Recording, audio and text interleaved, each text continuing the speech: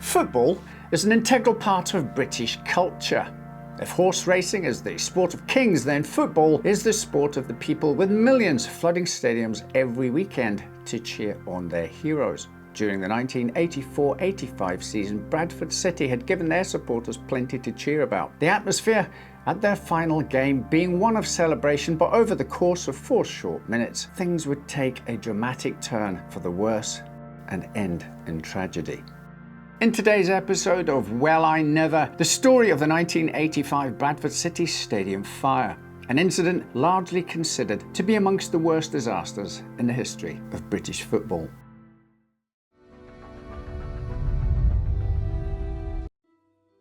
Founded in 1903, Bradford City Football Club was initially extremely successful, getting promoted in 1908 and winning the FA Cup in 1911. Over the years, the club had many ups and downs, promotions and relegations, and tragically the death of their manager Grenville Hare in 1964. Him passing away after suffering a heart attack during training. By the early 1980s, the club found itself in deep financial distress, which came to a head in 1983 when the entire club was put up for sale. Fortunately, it was purchased by someone close to home, its former chairman Stafford Higginbotham, who bought it alongside former board member Jack Tordoff.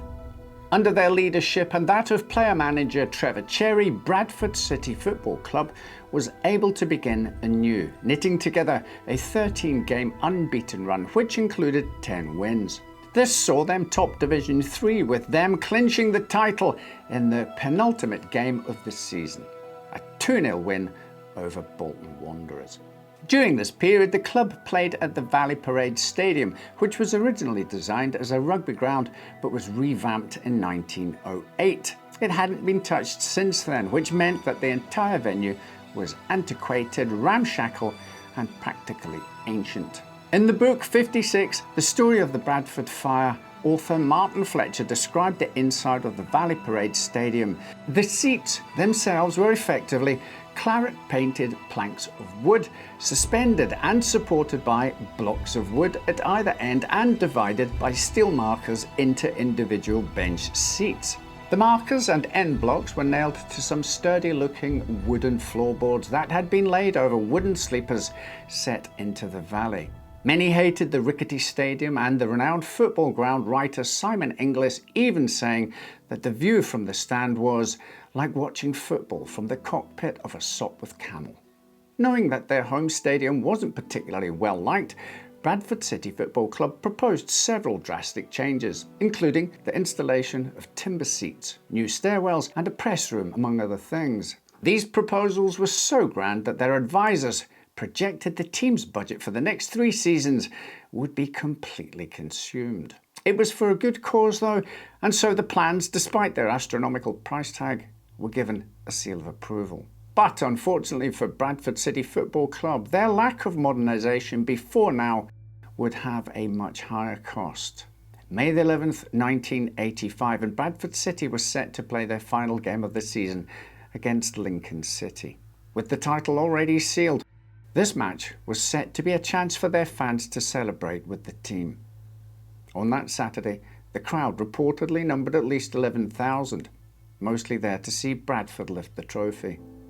On the pitch, however, perhaps because the players knew the hard work was already done, the match sat at 0-0 as half-time approached, with neither team looking like scoring. Things began to take a more interesting turn at around 3:44 p.m, but it was for all the wrong reasons.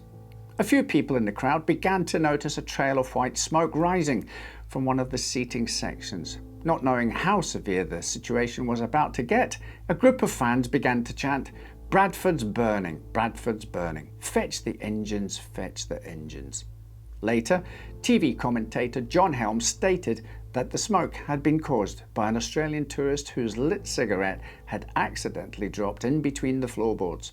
He and his son had fetched a steward to resolve the situation, but it was too late. The debris and trash that had accumulated in the space had already been ignited. It wasn't long before the wisps of smoke turned into outright flames. A fire extinguisher was called for, but there was none in the stadium. This, combined with the stadium's rickety structure and the mountain of garbage underneath the stand served to exacerbate the blaze, which quickly spread to the roof and other seating sections of the wooden stadium. According to eyewitness Paul Firth, once the black smoke had come in, you couldn't see anything, but you could hear screams.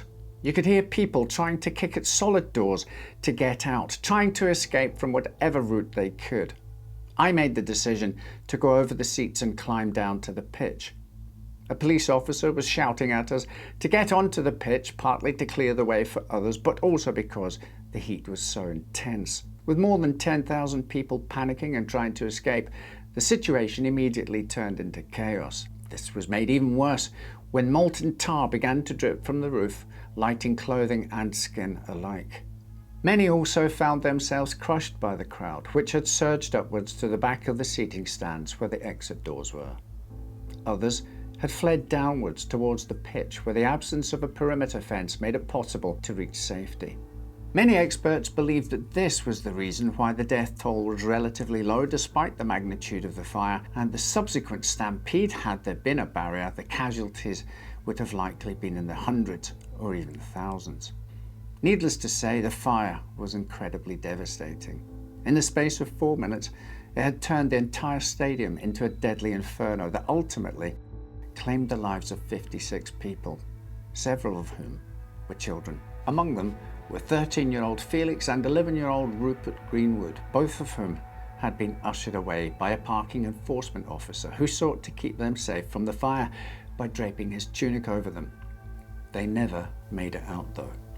When their bodies were found, the two boys were still nestled under the thick overcoat, seemingly fast asleep. The death toll also included 64-year-old Nellie Foster, the grandmother of 9-year-old Carl Hepton, whom she had saved by lowering him down towards the seats and urging him to run. He was able to reunite with his father, whose ticket had placed him in a seating stand far away from the fire. Later, Carl recalled that everywhere was red hot. My scalp was in pain from drops of melted tarpaulin, and I had to pull my red ski jacket over my hands to stop them from burning. Rescue attempts were conducted by the local authorities, along with the fire survivors who tried their best to aid those who were injured.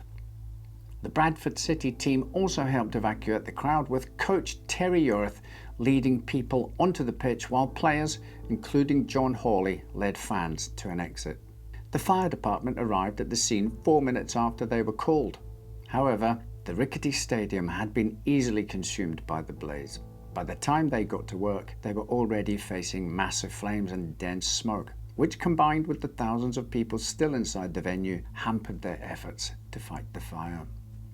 The main stand of the Valley Parade Stadium had been completely destroyed, with only burnt seats, lamps, and metal fences left behind. Even more horrifying, though, was the fact that some of those who had perished had never even made it out of their seats. Their bodies were found still sitting upright, covered by bits of burning tarpaulin that had fallen from the roof. It took the local police until 4 a.m. the following day before all the bodies were recovered and removed. Many of them had died of smoke inhalation, although some only passed away upon reaching the nearest hospital. Of the 56 fatal casualties, 54 were Bradford City fans, while the remaining 2 were fans of Lincoln City. The oldest victim was the team's former chairman, 86-year-old Sam Firth. More than 265 supporters were also severely injured, with the majority of them rushed to the nearby Bradford Royal Infirmary. The match between Bradford City and Lincoln had been stopped when the fire began to get out of hand. However, the cameras continued to roll, which produced graphic and disturbing images that can still be found online today. While many are unable to stomach watching this footage, it's often used by fire departments to demonstrate how quickly flames can spread, especially in old and antiquated structures. The fire had simply progressed too quickly for anyone to take in, which was why the confusion about the wisps of smoke had turned into chaos and pandemonium within seconds. Their panic was exacerbated by their limited escape options, what with the blocked exit doors and locked entry turnstiles. The person who dropped his lit cigarette wasn't the only one to blame for what happened. Bradford City were well aware that the Valley Parade Stadium was a huge fire risk. In 1984, a year before the fire, the club had applied for a grant to repair the roof, parts of which had fallen during a match. To support their application, they had called in a structural engineer from the West Yorkshire County Council named Andrew Shaw, who was alarmed by how the main grandstand was built. In his report, he wrote that the unusual construction of this stand makes an appraisal of structural adequacy desirable. The timber construction is a fire hazard, and in particular, there is a build-up of combustible materials in the voids beneath the seats. A carelessly discarded cigarette could give rise to a fire risk. Egress from the grandstand should be in 2.5 minutes. Andrew Shaw didn't know it then, but his worst fears would tragically come true only a year after he submitted this report.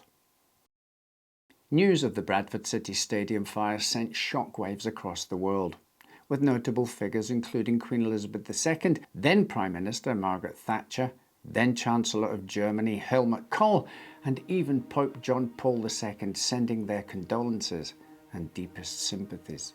Regarded as one of the worst disasters in the history of British football, the grief that this incident had caused continues to be felt, particularly by the survivors of the fire and the families of those who had perished in it. Today, Valley Parade is unrecognisable from the rickety wooden structure it was at the time of the disaster. Save for the original clubhouse that still stands beside the main stand and the flank support wall that runs down the Holywell Ash Lane at the Bradford end, it is a thoroughly modern stadium with room for 25,000 fans. There are several memorials dedicated to the memory of that day, with the main one being made of black marble. Engraved in gold are the names of all those who died on that fateful day in May 1985.